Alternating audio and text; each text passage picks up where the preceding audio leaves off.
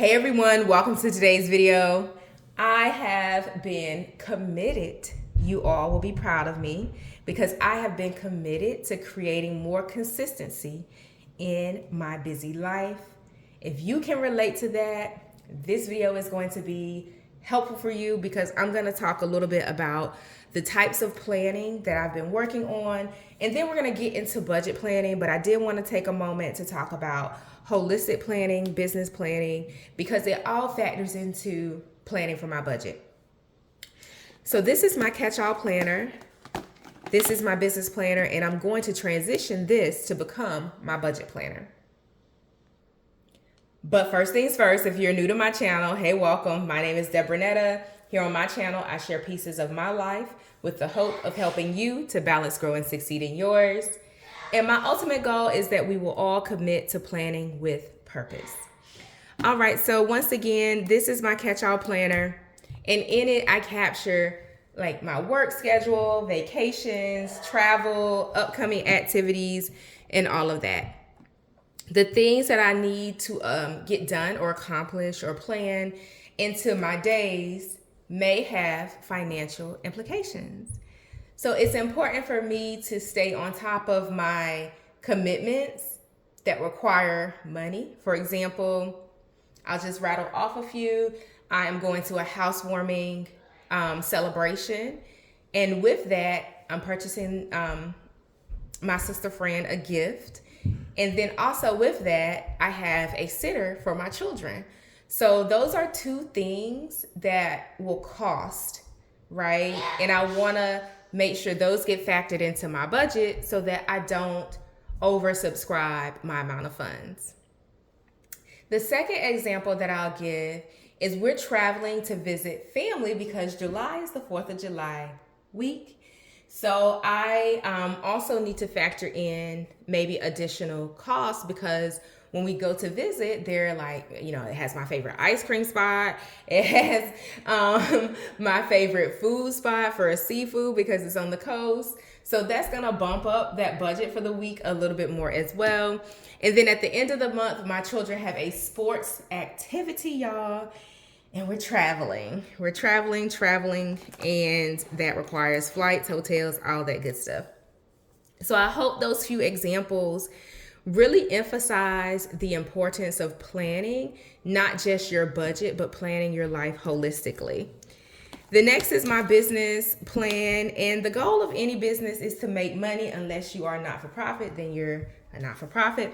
But the goal of a business is to make money. So I have been focused on revenue generating activities for my business because that's going to play a part into kind of my overall budget at the end of the day, or at least that's the goal, right? So let's get into this budget planning for the month of July. This is a planner I purchased at the start of the year, and I have not used it yet. So I want to kind of revamp this into a budget planner because it's kind of on the go, and I'm more so into my spreadsheets these days with budget planning. So I am going to start highlighting a few things in the planner.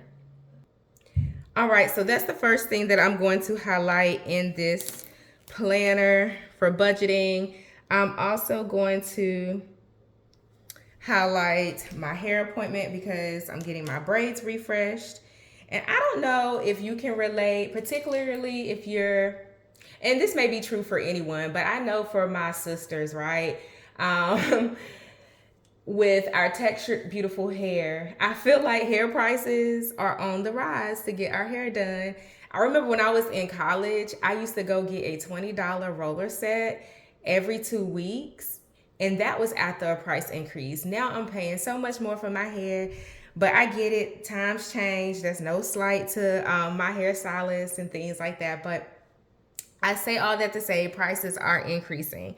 All right, so this is my hair appointment. I also am booking my children a hair appointment. That's not scheduled yet, but it's something that I need to do. Oops. And that's a cost as well. I'll go in and write the cost of that later. I don't share a lot of details, but I do want to make sure that I'm sharing the structure. And my kid's hair appointment will probably be this week. I also am doing something for my kids' birthdays.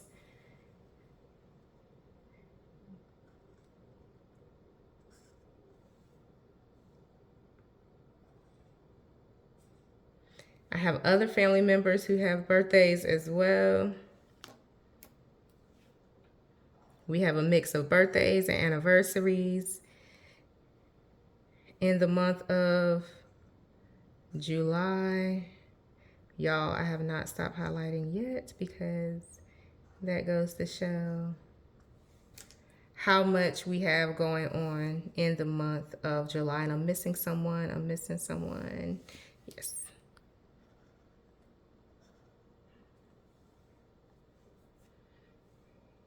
Okay, everyone's accounted for, right? So with that being said, I need to get off gift cards, e-gift cards, and all of that. So that will get factored into the monthly budget as well. I'm trying to see if there's a section in this planner where I can start to track some of that spend.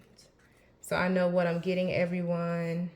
I'm budgeting for it, and I'm accounting for it in my budget. So I'm going to capture that here, birthdays and special occasions. I'm just repurposing the weekly spreads because I don't really use them. I don't use them for budgeting. I don't think I ever have in any of my budget planners used like a weekly layout for anything. I repurpose it for other things. This is going to be my travel expense tracker. These 2 pages I'm going to use for like debt check-in. I do that twice a month, and I'll put the dates when I do it in the coming weeks. And then this one will be my bill pay tracker. And I've used this consistently for several years. I have been doing this, y'all. So even though I haven't been budget planning in a physical planner, I do carve out a section, whether it's in my catch-all planner or just a notebook. I've been using 2 notebooks off and on for certain things. This is kind of a catch-all notebook where I also have gone in and completed like some price compare for some travels that I have coming up. I am traveling for school in August, and that will require a flight. I'm also getting a rental car for that particular trip. Typically, I don't when I travel for school. I don't get a rental car. I use like public transportation or Uber, but I am going to get a rental car for this particular trip. Since I don't have class, I'm going to work on some of my project work, or my dissertation rather. And I'm also going to need a hotel, but my prayer is that I'll have enough points to book my hotel free of cost. Well, you know what I'm saying. It's points, so I've spent the money at some point, but you get it. So with my monthly expense tracker, I've shared in previous videos how I set that up. I'll link 2 or so in the comments below if you want to see different techniques for managing your monthly expenses. It's pretty simple for me, y'all. I don't boil the ocean. I just write what the expense is, when it's due, check it off once it's paid, so I can keep track of it that way. It does translate into an Excel savings tracker, or an Excel tracker that I have. I also have a savings tracker. I have a debt pay down tracker. I have a tracker for my student loans. All of those things have trackers in Excel. And I've set those up to be zero-based budgets. And it's been helpful for me. But this, because I'm a pen and paper girl, I love physical planners. Writing things down helps me to remember them a million times better. I enjoy seeing things get done. So having a checklist for my expenses is helpful for me. I don't have a lot of my bills on auto pay yet because I'm just not there, financially. I pay things on time and pay things every month. So that's not the issue. It's just finding that one time of the month every month where everything can draft is a bit challenging. So there are a few things on auto pay, there are a few things that are not. So having this checklist just keeps me accountable. Having the travel expense tracker will come in handy because, like I said, I do have a few trips. And what I'll do is put the different trips in the different boxes for the month. So again, they get repurposed.